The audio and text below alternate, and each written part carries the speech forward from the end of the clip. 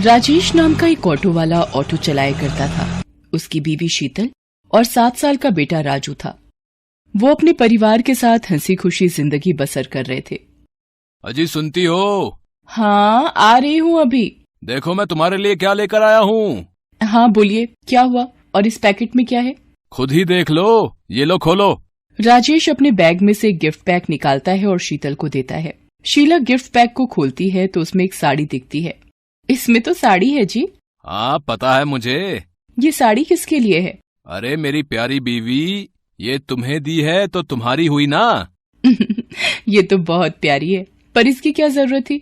इतना तो हम पैसा बचा भी नहीं पाते, और ये फालतू के खर्चे क्यों किए आपने? अरे पगली, मैं वैसे भी तुझे कहाँ कुछ दे पाता हूँ।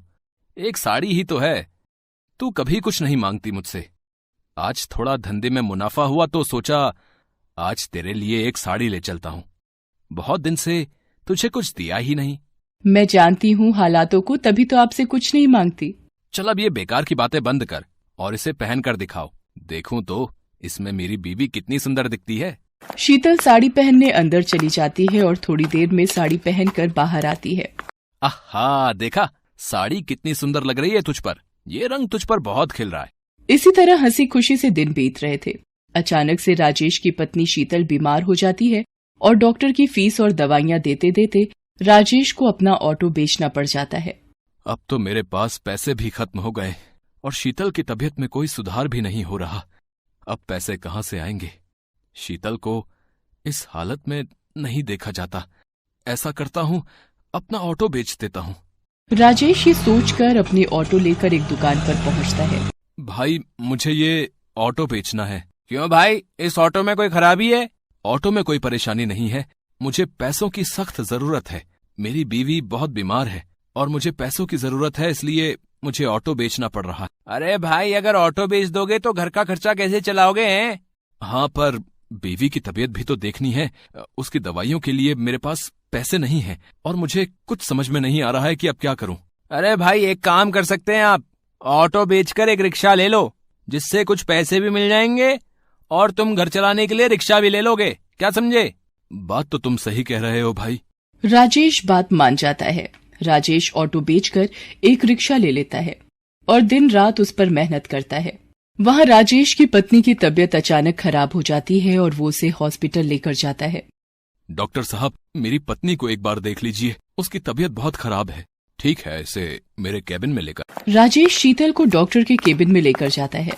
इनकी तबीयत बहुत खराब है, आप ये इंजेक्शन जल्दी से लेकर आइए, वरना मैं कुछ नहीं कर पाऊंगा। राजेश के पास पैसे नहीं थे। थोड़े से पैसे लेकर राजेश दवाई की दुकान पर जाता है और इंजेक्शन लेने के लिए पैसे देता है। इनमें 10 रुपए कम है। भाई मुझे इंजेक्शन दे दो, मेरी बीवी की तबीयत बहुत खराब है। पहले 10 रुपए लेकर आओ। प्लीज मुझे ये इंजेक्शन दे दो, नहीं तो मेरी बीवी मर जाएगी। भाई मेरे पास यही पैसे हैं और मुझे इंजेक्शन की बहुत जरूरत है। राजेश उसी दुकान के सामने रोने लग जाता है। उस दुकान वाले से रोते रोते अपनी बीवी के लिए इंजेक्शन मांग रहा होता है, लेकिन वो दुकान वाला बहुत लालची था। वो राजेश को धक्का मारकर वहाँ से भगा देता है। अरे कुछ भी करो, मुझे 10 रुपए दो तभी इंजेक्शन मिलेगा, वरना निकलो यहाँ से। राजेश बिना इंजेक्शन के ही वापस आ जाता है और उसकी बीवी का देहांत हो जाता है। राजेश अपने बेटे के साथ रहने लगता है। उधर दुकानदार, जिसका नाम विपिन था, जहां राजेश के पास पैसे न होने पर उसने राजेश को धक्का देकर भगा दिया था, वो एक बहुत ही लालची दुकानदार था। वो दवाइयों से बहुत पैसा कमाता था, इसीलिए उसने अपनी बहुत जायदाद कर ली थी। आजकल धंधे में बहुत कमाई हो रही है, हर माल में मुनाफा हो रहा है। अब एक काम करता हूँ कि एक प्लॉट और ले लेता हूँ। हाँ। विपिन घर पहुँचता है और प्लॉट लेने की सोचता है। पापा पापा। तभी विपिन को अपने बेटे की आवाज सुनाई देती है और भागकर जाता है तो देखता है कि उसका बेटा जमीन पर बेहोश पड़ा है। वो अपने बेटे को लेकर अस्पताल पहुँचता है। अब डॉक्टर साहब देखो, अब मेरे बेटे को क्या हो गया है? ये बेहोश कैसे हो गया? पता नहीं, जब मैं इसके पास गया तो ये बेहोश पड़ा हुआ था। मुझे इसका चेकअप करना। डॉक्टर उसका चेकअप करता है तो वो विपिन को बताता है। अब क्या हुआ डॉक्टर? मेरा बेटा ठीक तो है? नहीं। क्या हुआ डॉक्टर?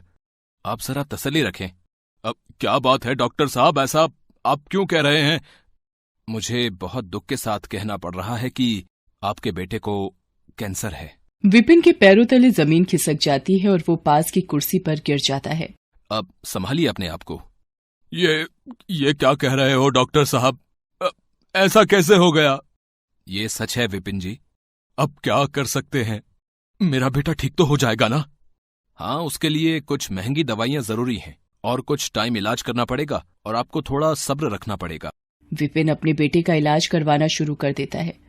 इस इलाज में बहुत पैसा लगाता है पर उसका बेटा ठीक नहीं होता। एक दिन उसके बेटे की तबीयत ज्यादा खराब हो जाती है तो डॉक्टर उसे दवाई लेने के लिए भेजते हैं। जैसे ही दवाइयों की दुकान पर जाता है, दवाई मांगता है।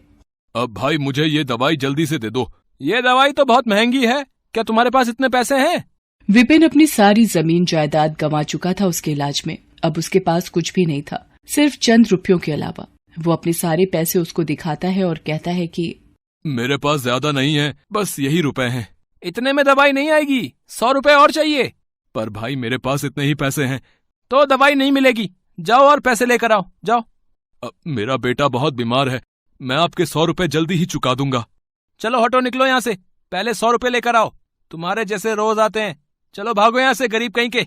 विपिन को पता था कि ये दवाई बहुत सस्ती है और दुकानदार इसे बहुत महंगी बेच रहा है। विपिन उस दुकान वाले से रो रो कर दवाई मांगने लगता है और वहीं बैठ जाता है। और तभी उसको वो दिन याद आता है जब उसने भी किसी जरूरतमंद को सिर्फ 10 रुपए के लिए दवाई नहीं दी थी। वो अपनी गलती मानता है और समझ जाता है कि करने का फल तो भुगतना ही पड़ता है और विपिन बहुत रोता है। तभी दुकान वाला विपिन की हालत देख उसके पास आता है और उसको दवाई दे देता है। विपिन को दवाई के कारण अब बहुत देर हो चुकी होती है।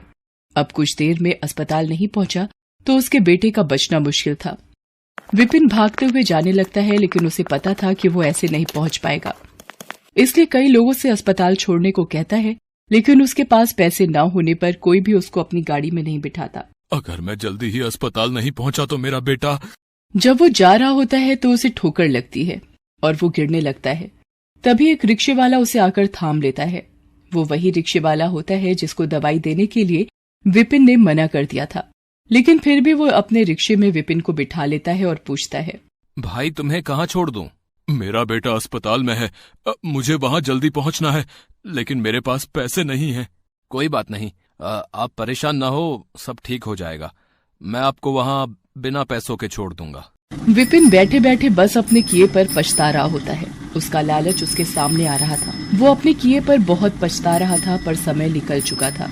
मैंने दूसरों का बहुत दिल दुखाया है और शायद इसीलिए आज मेरी ये हालत है।